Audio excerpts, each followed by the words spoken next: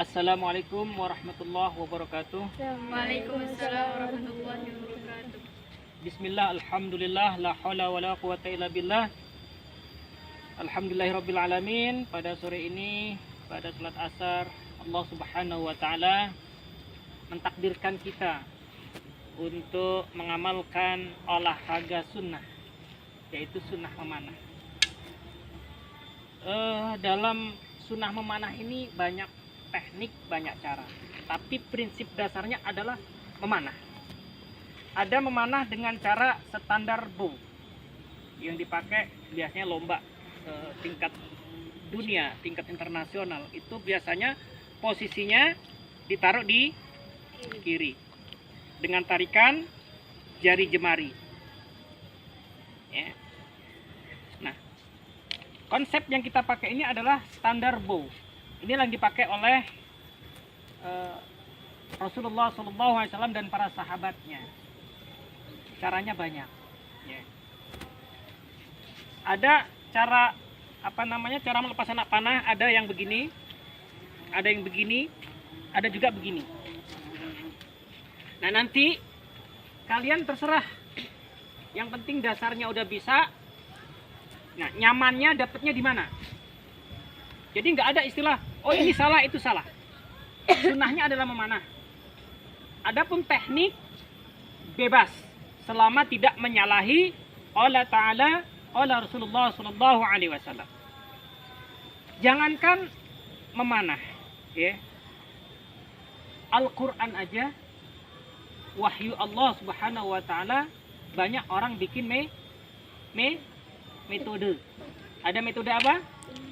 Umi, ada metode Iqra, ada metode Abatasa, banyak metode. Boleh nggak? Dosa nggak? Al-Quran saja boleh berbagai macam metode baca. Yang tidak boleh adalah menyalahi cara baca. Selama metode itu tidak menyalahi cara baca, maka Al-Quran bebas bikin metode, selama tidak bertentangan dengan Al-Quran dan Sunnah Rasulullah SAW. Juga memanah, metodenya bebas. Yang penting kita latihan memanah istiqomah, gitu. Mau metode sambil lompat, boleh nggak? Boleh. Mau metode sambil jalan, boleh. Mau metode sambil miring, mau dari belakang, bebas. Yang penting tidak melanggar Allah Ta'ala, Allah Rasulullah SAW. Jadi seandainya nanti kalian mendapatkan teknik-teknik memanah di tempat guru-guru yang lain yang mempunyai cara yang lain, tidak perlu menyalahkan yang lain. Jadi kalau ada guru panahan menyalah-nyalahkan, nah ini perlu wawasannya perlu ditambah. Wah, ini salah, itu salah. Tapi prinsip dasarnya, yang penting teknik dasarnya kita tahu. Misalkan cara kuncian itu seperti ini. Ayo yang dekat sini ya. Cara mengambil dulu, kan bisa naruh arrow itu kan di bawah ya, di bawah. Ini nyabutnya begini nih. Nah, ini jempol nih, oke, kelihatan. Ini apa maksudnya? Tujuannya apa? Untuk meraba string ya. Sekarang Abi Imam kenalkan, ini namanya string ya. Ini namanya siah, ini namanya handle ya. Nah, ini namanya shaft. Nah, cara mengambil arrow, biasanya arrow taruh di sini, kadang di sini, ya bebas aja, cari nyamannya. Tanpa melihat sudah bisa dimasukkan. Jadi jangan di sini, perhatikan semua, kolsom. Jangan diajarin mau kemana-mana mata, ya. Nanti nggak paham. Seringkali kadang-kadang begini kan, banyak kan yang awal belajar begini, tual tuil nggak masuk gitu. Nah, yang diambil adalah dirapatkan. Nih, dirapatkan, lalu tanpa melihat pun sudah ke raba begini. Nah, gitu. Jadi cukup dengan rabahan, tanpa melihat langsung gitu. Selanjutnya cara menarik busur. Nah, ini sampai, kalau diusahakan sampai telinga. sampai telinga. Bawah telinga, boleh atas telinga, terserah. Tapi ada juga kalau berkuda itu biasanya nggak sampai telinga, atau busurnya atau apa eronya ini ketika ditarik sudah habis. Kayak ini misalkan nih, segini udah habis, nggak sampai telinga. Nah, kenapa? Karena panjangnya tangan dengan ero panjangan tangan, sehingga nggak sampai telinga. Segini udah lepas. Tapi kalau bisa, kalau kalian bisa sampai telinga sini. Boleh begini, terserah. Boleh begini, boleh begini. Ini ada dalam kitab semua, ya.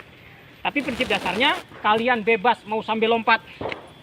Boleh, misalnya gini ya. Ini contoh sambil lompat, misalkan. Misalkan nih. Misalkan, nggak apa-apa juga.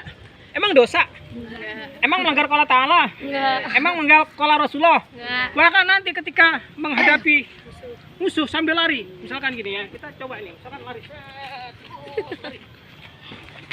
Misalkan nih, misalkan, bisa-bisa aja, bebas-bebas aja. Ya, jadi kalau nanti sekali lagi, Abi ingatkan, Kang Hambal ingatkan, ketika kalian mendapatkan arahan, siapapun yang mengarahkan kalian tentang memanah, jangan menyalah-nyalahkan. Ya, Al-Quran saja boleh bebas memakai metode.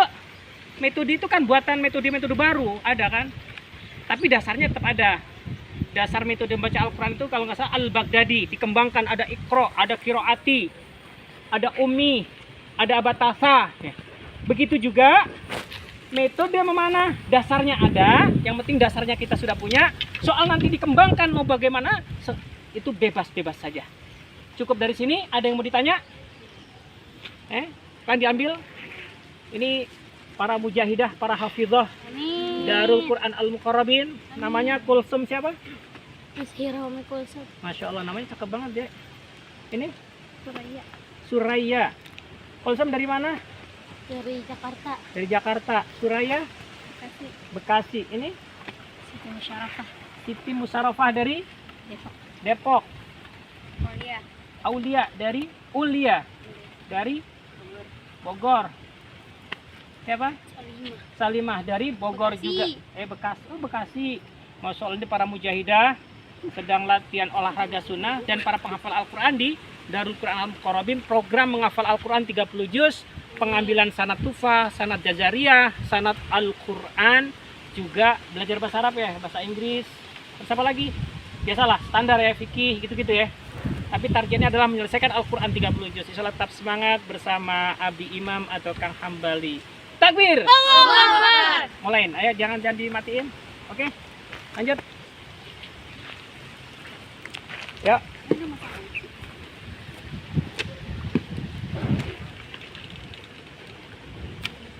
Oke. Terima kasih teman-teman. Ayo lanjut. Masih ya. Terus sana ambil.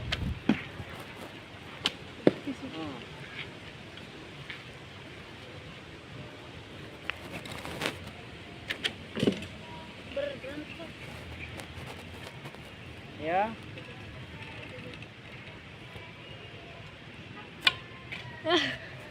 Oke, insya Allah nanti ada, mudah-mudahan ada penjelasan lanjutan. Ini sekedar memberikan dasar-dasar memanah, ya. Mudah-mudahan bermanfaat buat teman-teman semuanya. Insya Allah tetap semangat. Assalamualaikum warahmatullahi wabarakatuh.